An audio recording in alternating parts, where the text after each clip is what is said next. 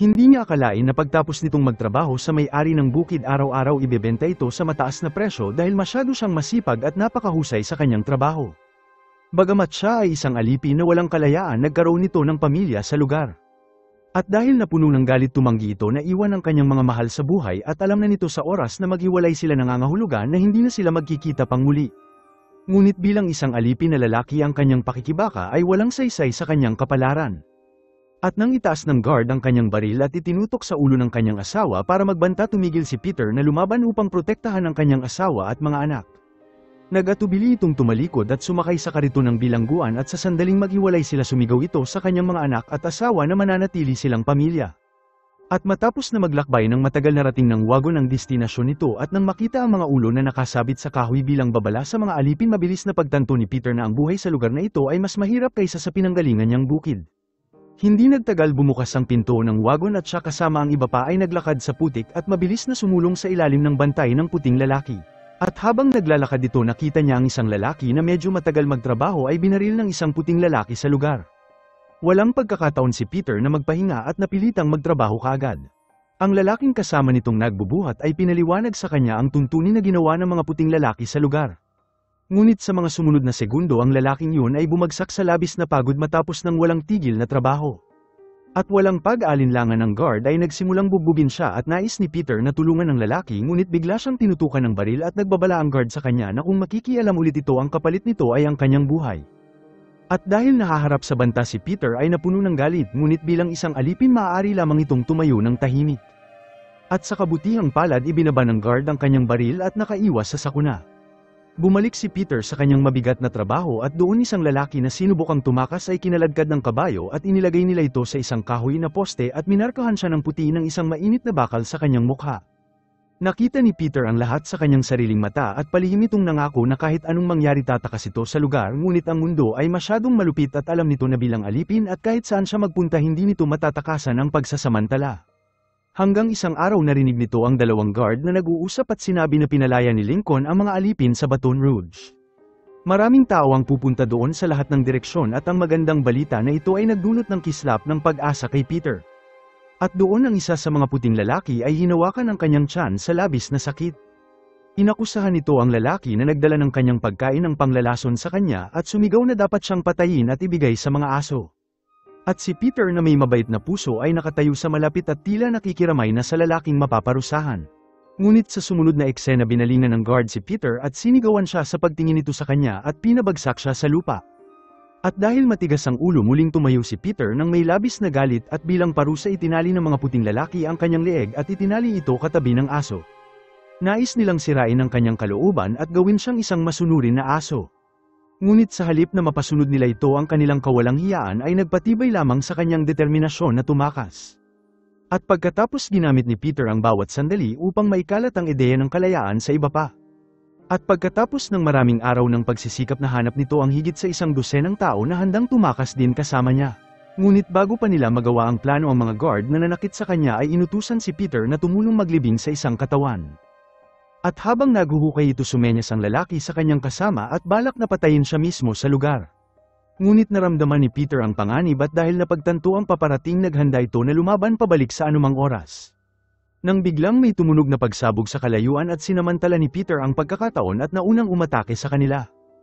Ang mga kasama nito na nangakong tatakas kasama niya ay sumigaw na ang oras ay dumating na at sa sumunod na segundo ang lahat ng mga alipin ay bumangon at tumakbo sa iba't ibang direksyon. Ang mga guard ay nagpaputok at binabaril ang sinuman na sinusubukan na tumakas. Bagamat si Peter ay nabaril sa kanang paa, ginamit niya at ng tatlong kasama nito ang kaguluhan para makatakas sa kakahuyan sa tabi ng kampo. Tumakbo sila at hindi naglakas loob na huminto at hindi kalayuan ilang puting lalaki na nakasakay sa kabayo ang papalapit. At hindi nagtagal, isang ilog ang hamarang sa kanilang landas at kahit papuno ng mapanganib na hayop ang ilog, si Peter at ang iba pa ay lamusong ng hindi nag-aalinlangan. At isang kasamahan lamang nila ang nanatili sa dalampasigan na nanginginig at natatakot na lamusong sa tubig. At sa mga sandaling yun, ang mga aso na dinala ng mga guard ay umatake sa lalaking natatakot at nang marinig ang kanyang sigaw, mas lalong pinilit ni Peter ang kanyang sarili na magpatuloy ng may matinding kalungkutan.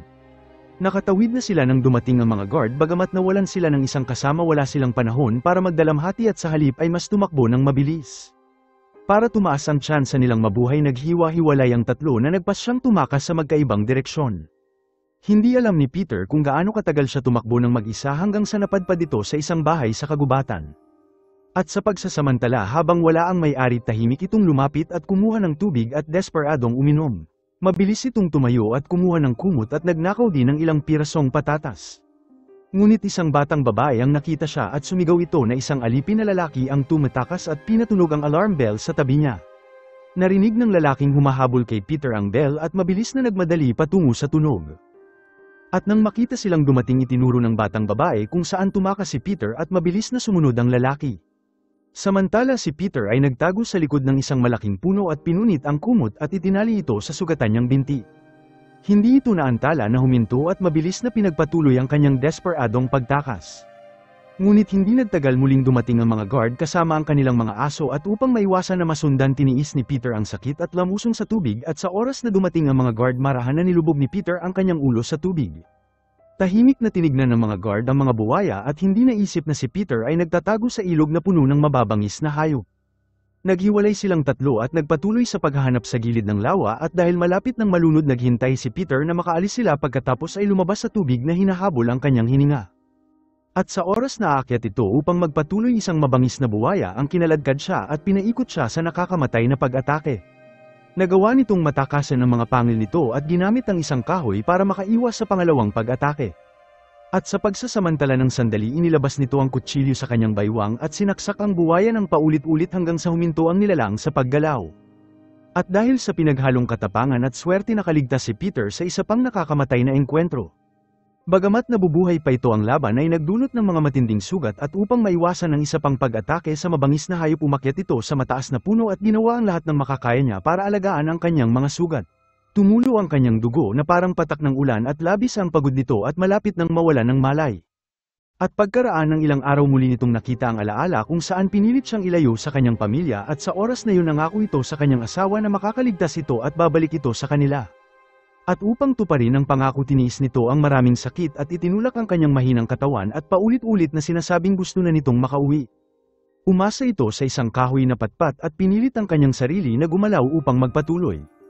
Walang nakakaalam kung gaano katagal siya naglalakad bago ito napadpad sa isang maliit na cabin ng hunter. At matapos matiyak na walang tao umakyat ito sa hagdanan ng may saya at mabilis na naghanap ng pagkain. Ngunit matapos na tumingin kahit saan wala itong nakita na makakain gayunpaman napansin nito ang isang tumpok ng baga na hindi pa namamatay.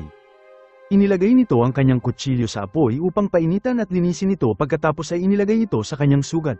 At dahil ang mga humahabol sa kanya ay baka nasa malapit tiniis nito ang matinding sakit na hindi gumagawa ng kahit anong tunog. At sa oras na aalis na ito nakita nito ang isang bahay ng pukyutan na nakasabit sa mataas na puno sa tabi ng cabin. At upang mabawi ang kanyang lakas dinala nito ang nasusunog na baga sa isang metal na balde at dinala ito sa itaas ng puno. Ginamit nito ang usok upang itaboy ang mga pukyutan upang makuha nito ang honey ngunit gumawa ito ng mapanganib na hakbang. Dahil ang usok ay hindi lamang ikinalat ang bubuyog ngunit inihayag din ito ang lokasyon niya sa mga humahabol sa kanya. Ang mga guard na sumusunod sa kanya ay nakita ang usok at mabilis na nagtungo sa lugar. At sa kabutihang palad mabilis na kumilos si Peter at nagawang sumakay sa isang maliit na bangka bago pa sila dumating. Nagsagwan ito sa gitna ng lawa pagtapos ay masayang kinain ang matamis na pukyutan. At nang tumingin ito sa itaas nakita nito ang puting ulap at mga ibon sa hindi kalayuan habang ang tubig ay umaagos sa paligid niya at ang tamis ng pulot ay nananatili sa kanyang mga labi.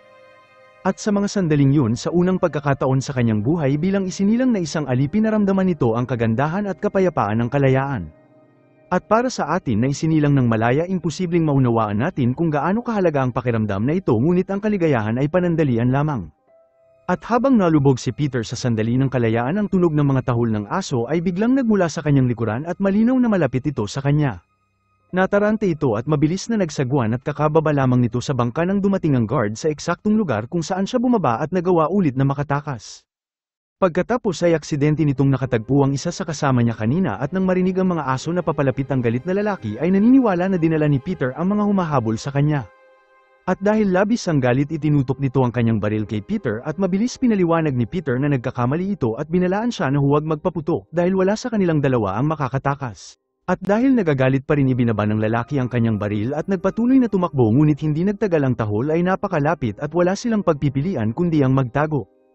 Lumitaw ang mga lalaki sa sumunod na eksena at ang kasama nito ay nakita sa itaas ng puno. At dahil sa galit itinaas nito ang kanyang baril sa dalawang guard at sumigaw na hindi ito babalik at hindi na mabubuhay bilang alipin. Nagbabala ito sa kanila kung hindi sila titigil lalaban nito hanggang kamatayan, ngunit habang hinaharap nito ang dalawang guard, isa pang guard ang dumating at nagpaputok mula sa kanyang likuran. At dahil tinamaan, bumagsak ito sa puno, pagkatapos ay pinalibutan siya ng 3 guard at pinilit siyang sabihin ang lokasyon ni Peter. At sa kabutihang palad, kahit pa sa kanyang huling sandali, hindi nito pinagtaksilan si Peter na nagtatago lamang sa tabi nila. At dahil hindi magawang tumulong si Peter, ay nanatiling nakatago sa loob ng puno na labis ang galit habang pinagmamasdan nito ang kanyang kasama na naghihirap. At matapos na tanungin ito at walang nakuhang sagot, tinapos ng mga puting lalaki ang buhay ng kanyang kasama gamit ang kutsilyo. Bagamat umalis na sila, naghintay si Peter ng matagal na panahon bago tuluyang lumabas sa puno at binigyan nito ng matiwasay na libing ang kanyang kasama. At sa gabi nakita nito ang isang malaking bahay na nilalamon ng apoy at ang magulong eksena sa paligid ay nagpapakita ng isang brutal na pagsalakay at pagpatay sa lugar. At dahil nagugutom, hindi masyadong nag-isip si Peter at naglakad patungo sa loob gamit ang kanyang kutsilyo at umaasang makahanap ng pagkain. At sa oras na makapasok ito, nakita nito ang lamesa na puno ng pagkain at habang nilalamon niya ito, bigla nitong narinig ang tunog mula sa kwarto. Nilapitan niya ito ng maingat at nakita ang isang batang lalaki na nakahiga sa sahig. Binuhat ni Peter ang bata palabas at sinubukan ang kanyang makakaya na iligtas ito at mapawi ang kanyang sakit. Ngunit sa mga sumunod na eksena, ang mga guard na humahabol sa kanya ay lumitaw sa kanyang likuran at ang unang pumasok sa isip nito ay hindi tumakas ngunit protektahan ng bata. Nakiusap ito sa mga guard na bigyan siya ng sandali upang makaalis ng payapa ang bata sa mundo, ngunit tumanggi ang mga ito at iginiit na ibalik agad si Peter. At sa mga sandaling yun, ipinikit ng bata ang kanyang mata sa huling pagkakataon.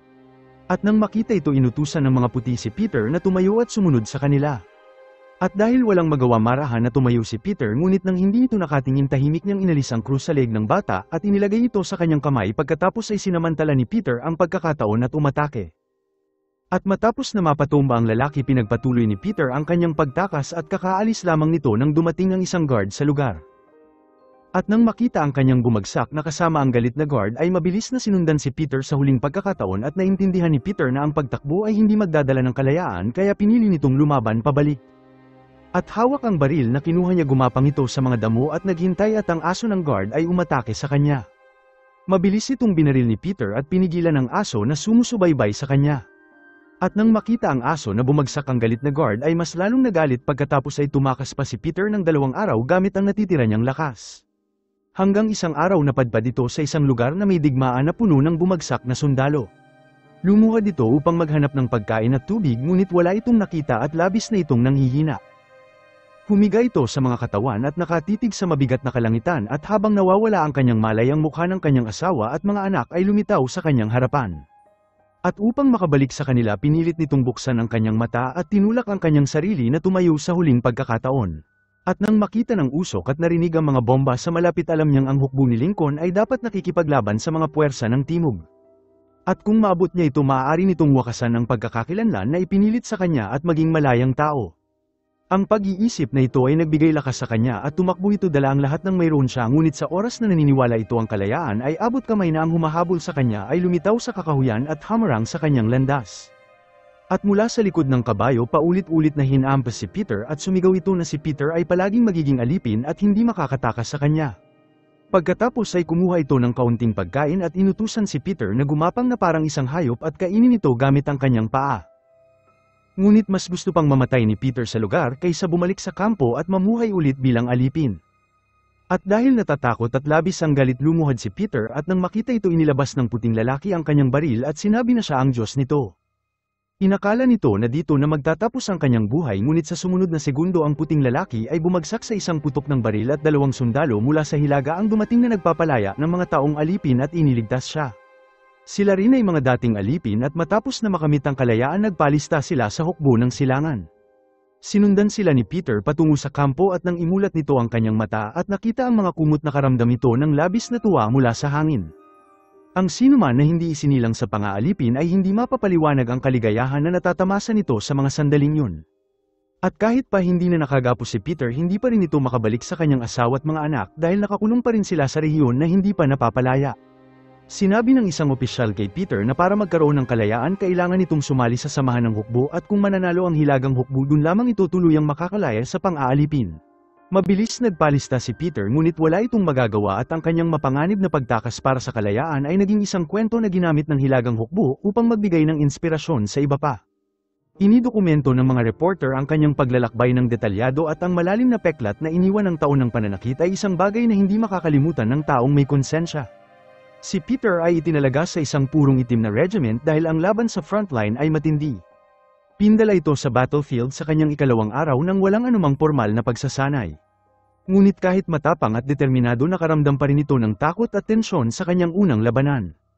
Sumabog ang mga shells sa paligid niya at isa-isang bumagsak ang kanyang mga kasama at sa kabila ng panganib sumulong sila paarap dahil ang kalayaan at pag-asa na makita ang kanyang pamilya ay naghihintay sa harapan niya. Ngunit sa oras na iputok nito ang kanyang baril isang putok ng shell ang nagpalipad sa kanya sa hangin. At nang magising ito ang laban ay halos natapos na at upang makuha ang mataas na lugar ang regiment ay dumanas ng matinding pagkawala. Sa paligid niya ay nakahiga ang mga sugatang sundalo na sumisigaw at walang magawa. Kahit pa ito ang kanyang unang laban at labis ang takot bumangon si Peter nang walang pag-aalinlangan at muling sumugod sa kalaban. Pagkatapos ay nakipaglaban ito ng malupit sa digmaan ng mahigit isang taon at isang araw ang unit ay pumasok sa isang maliit na nayon at ito ang bayan kung saan siya isinilang. Nakita niyang nawasak ang mansyon ng may-ari na nagsamantala sa kanya sa loob ng maraming taon. Nasaksihan din ito ang may-ari na umalipan sa kanya ay pinatay ng mga sundalo. Pagkatapos ay sinabi ng itim na opisyal sa lahat ng tao na ang sandali ng kalayaan ay dumating na. At mula sa araw na yun hindi na sila mga alipin ngunit malalayang individual at nang marinig ito ang mga alipin mula nang isinilang sila ay lumuha sa kaligayahan. Tumingin si Peter sa karamihan para sa kanyang asawa at anak at kahit saan ito maghanap hindi niya makita ang mga ito. Isang matinding takot ang bumalot sa kanya at sa pag-iisip na hindi na nito makikita ang kanyang pamilya bigla nitong narinig na may tumawag sa kanyang pangalan at nakita nito ang kanyang asawa at anak na nakatayo hindi malayo sa kanya. At matapos na mahiwalay ng matagal na panahon muling nagyakap ang pamilya nang may luha sa kanilang mata. At sa mga sandaling yun ang mga salita ay wala nang saysay at tanging mga ngiti lamang sa kanilang mukha ang makakapagsabi ng tunay na nararamdaman nila sa kanilang mga puso. Ang ganitong klase ng kaligayahan at kagalakan ay hindi kailanman mauunawaan ng sinumang hindi nakaranas nito. Maraming salamat mga idol.